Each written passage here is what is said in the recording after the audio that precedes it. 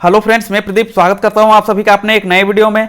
Friends, आज के इस वीडियो में मैं आप लोगों को यह बताने वाला हूं कि आप झारखंड स्टाफ सिलेक्शन कमीशन के Jharkhand laboratory assistant competitive examination 2022 भर्ती के लिए ऑनलाइन रजिस्ट्रेशन किस तरह से करोगे। तो अगर आप इस भर्ती के लिए इंटरेस्टेड हो और एलिजिबल हो तो इस वीडियो को बिना स्किप किए पूरा देखें, क्योंकि इस वीडियो में मैं झारखंड लैब असिस्टेंट के लिए ऑनलाइन एप्लीकेशन करने के सारे तरीके स्टेप बाय स्टेप बताने वाला हूं। इसके साथ ही हर एक चीज को डिटेल में एक्सप्लेन करने वाला हूं। तो अगर आज का ये वीडियो आपको इन्फॉर्मेटिव लगे तो सब्सक्राइब करके जुड़े रहें हमारे साथ। चलिए स्टार्ट करते हैं।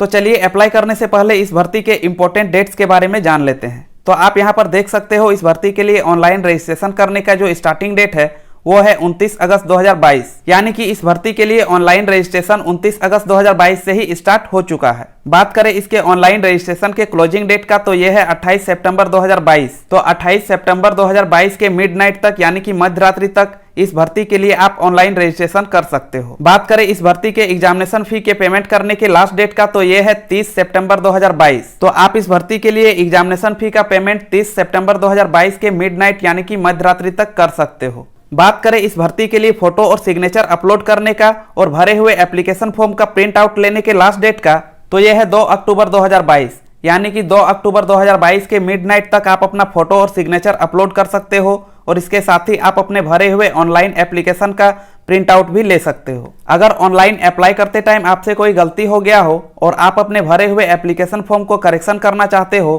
तो इसके लिए आप 3 अक्टूबर 2022 से लेकर 6 अक्टूबर 2022 के मिडनाइट यानी कि मध्यरात्रि तक अपने भरे हुए एप्लीकेशन फॉर्म का करेक्शन कर सकते हो। अब आइए बात करते हैं कौन से कैटेगरी के कैंडिडेट्स के लिए एग्जाम फी कितना रखा गया है।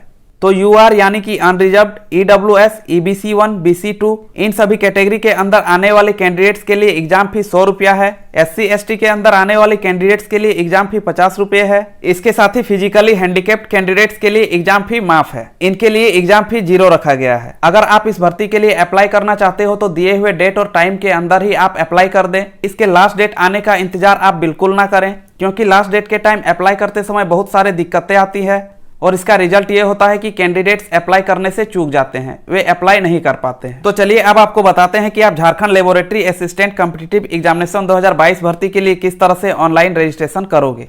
ऑनलाइन रजिस्ट्रेशन करने के लिए सबसे पहले आपको इस वीडियो के डिस्क्रिप्शन में जाना है। इस वीडियो के डिस्क्रिप्शन में मैंने एक लिंक दिया हुआ है, उस लिंक पर क्लिक करके आपको झारखंड स्टाफ सिलेक्शन कमीशन के ऑफिशियल वेबसाइट के इस पेज पर पहुंच जाना है। इस पेज पर आने के बाद जैसे ही आप थोड़ा सा नीचे जाओगे आपको अप्लाई ऑनलाइन लिखा हुआ देखने को मिलेगा, आपको उस पर क्लिक करना है। जैसे ही आप इस पर क्लिक करोगे आप एक नए पेज पर पहुंच जाओगे। इस नए पेज में जो भी इंफॉर्मेशन आपसे मांगे जाएंगे वो सारे इंफॉर्मेशन एंटर करके आप अपना रजिस्ट्रेशन कंप्लीट कर सकते हो। तो पर्सनल एंड एजुकेशन डिटेल में सबसे पहले आपसे पूछा जाएगा कि आप कौन से पोस्ट के लिए अप्लाई करना चाहते हो। पोस्ट अप्लाई करने के लिए जैसे ही आप सेलेक्ट पर क्लिक करोगे आपके सामने सारे पोस्ट खुल जाएंगे, जैसे कि lab assistant physics, lab assistant chemistry और लैब असिस्टेंट बायोलॉजी। तो आप जिस पोस्ट के लिए अप्लाई करना चाहते हो उसे यहाँ से सेलेक्ट कर सकते हो।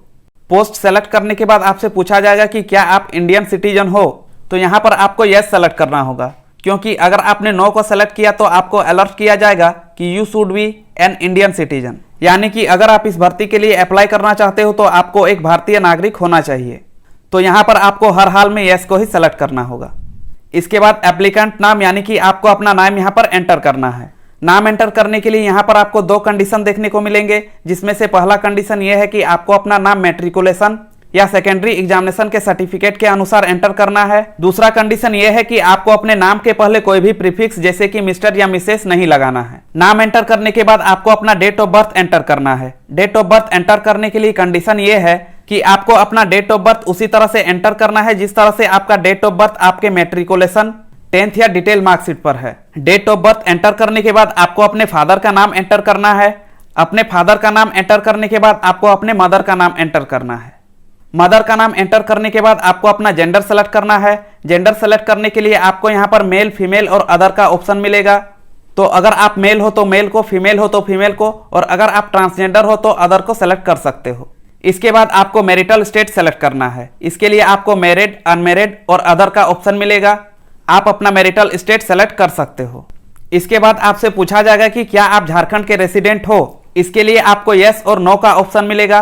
तो अगर आपने नो को सेलेक्ट किया तो इस भर्ती के लिए आपको अनरिजर्व कैटेगरी में माना जाएगा। यानी कि अगर आप झारखंड के रेसिडेंट नहीं हो तो आप जनरल कैटेगरी के तौर पर इस भर्ती के लिए अप्लाई कर सकते हो। इसके साथ ही अगर आप झारखंड के रेसिडेंट हो और यस को सेलेक्ट करोगे तो आपको कुछ एक्स्ट्रा ऑप्शन भी मिलेगा, वो सारा ऑप्शन आपको फिल करना होगा। तो सबसे पहले यहाँ पर आपको अपना डिस्ट्रिक्ट सेलेक्ट करना होगा।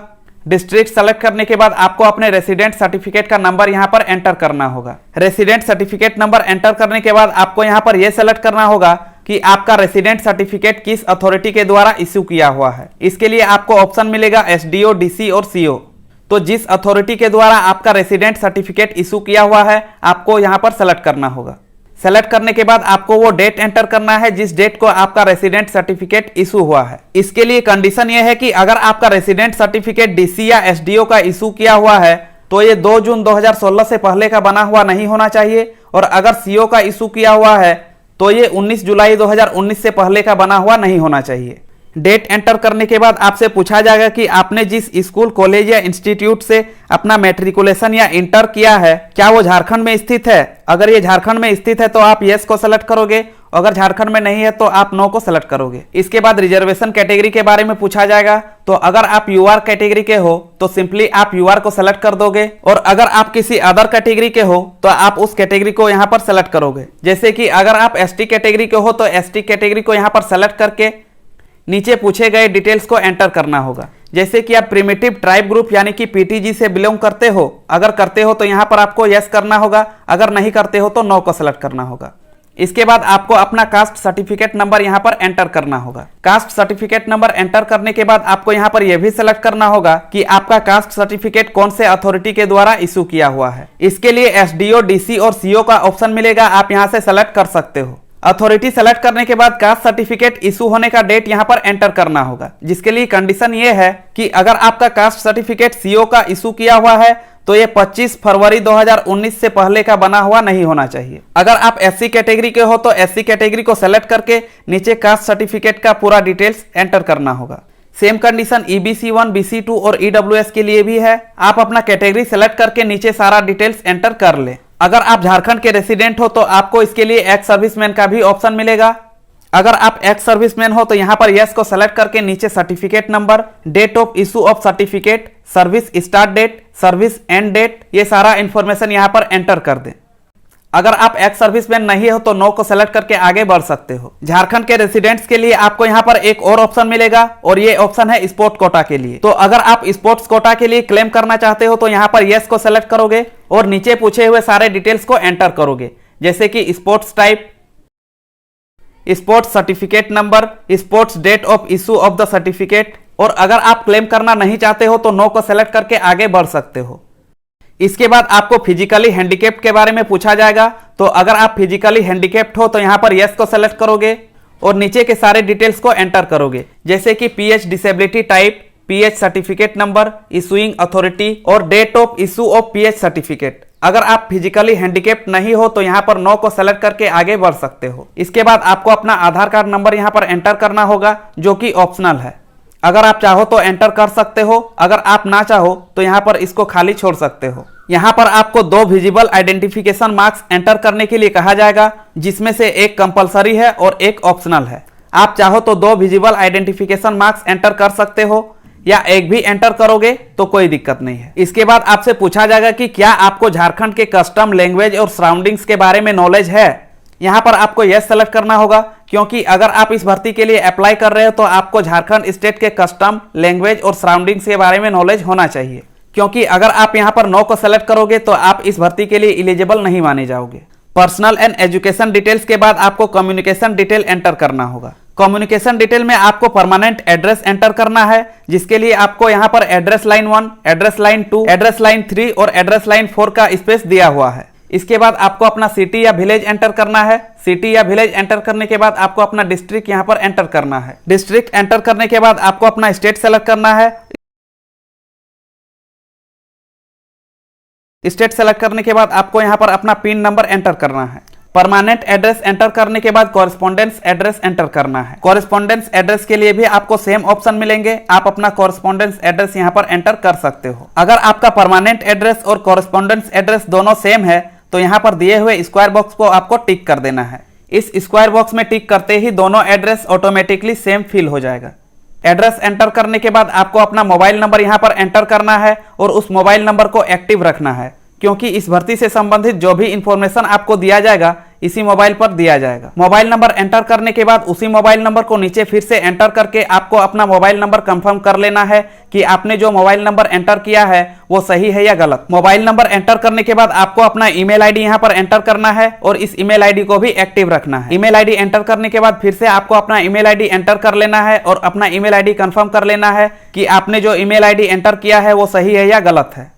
कम्युनिकेशन डिटेल एंटर करने के बाद आपको अपना एजुकेशन डिटेल एंटर करना है। इसके लिए सबसे पहले आपको अपने मैट्रिकुलेशन यानी कि 10th का डिटेल्स एंटर करना है, जैसे कि नेम ऑफ स्कूल, कॉलेज या इंस्टीट्यूट। इसके साथ ही आपको अपना स्टेट भी मेंशन करना है। इसके बाद बोर्ड या यूनिवर्सिटी एंटर करना है। बोर्ड या यूनिवर्सिटी एंटर करने के बाद ईयर ऑफ पासिंग एंटर करना है। ईयर ऑफ पासिंग एंटर करने के बाद परसेंटेज ऑफ मार्क्स ऑब्टेन्ड यहाँ पर एंटर करना है। इसके बाद सब्जेक्ट एंटर करने का ऑप्शन है, लेकिन ये मैट्रिकुलेशन के लिए एप्लीकेबल नहीं है। तो इसी तरह से आपको अपना इंटरमीडिएट यानी कि 10+2 और ग्रेजुएशन का भी डिटेल्स एंटर कर देना है और सारे डिटेल्स को एक बार अच्छे से चेक कर लेना है। चेक करने के बाद नीचे आपको नेक्स्ट लिखा हुआ देखने को मिल रहा है, आपको इस पर क्लिक करना है। जैसे ही आप नेक्स्ट पर क्लिक करोगे आप एक नए पेज पर पहुंच जाओगे।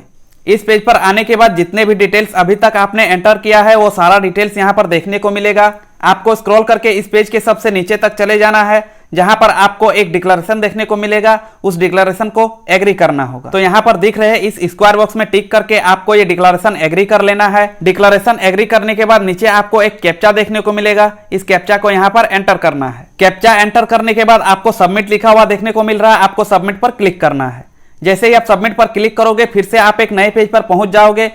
इसके साथ ही अप्लाई करते टाइम आपने जिस मोबाइल नंबर को एंटर किया था उस मोबाइल नंबर पर और जिस ईमेल आईडी को एंटर किया था उस ईमेल आईडी पर आपको अपना रजिस्ट्रेशन नंबर मिलेगा और इस नए पेज पर भी आपको अपना रजिस्ट्रेशन नंबर देखने को मिलेगा। इसके नीचे प्रोसीड लिखा हुआ देखने को मिलेगा, आपको इस पर क्लिक करना है। जैसे ही आप इस पर क्लिक करोगे फिर से आप एक नए पेज पर पहुंच जाओगे।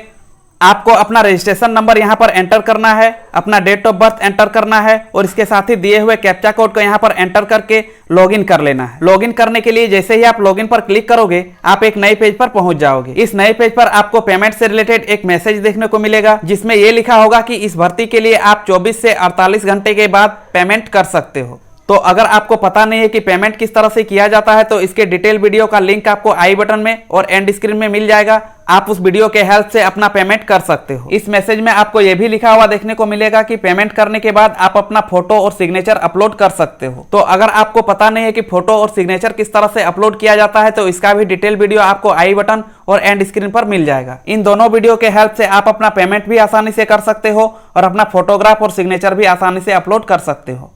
इसके बाद आपको लॉग आउट कर लेना है और 24 से 48 घंटे के बाद आपको अपना पेमेंट करना है। पेमेंट करने के बाद भी आपको 24 से 48 घंटे का टाइम इसी तरह से दिया जाएगा। इसके बाद ही आप अपना फोटो और सिग्नेचर अपलोड कर सकते हो। इसके साथ ही अपने एप्लीकेशन फॉर्म का प्रिंट आउट ले सकते हो। आज के वीडियो में बस इतना ही। अगर ये वीडियो आपको इन्फॉर्मेटिव लगा हो तो वीडियो को लाइक और शेयर करें। इसके साथ ही चैनल पर नए हो तो चैनल को भी सब्सक्राइब करें। धन्यवाद।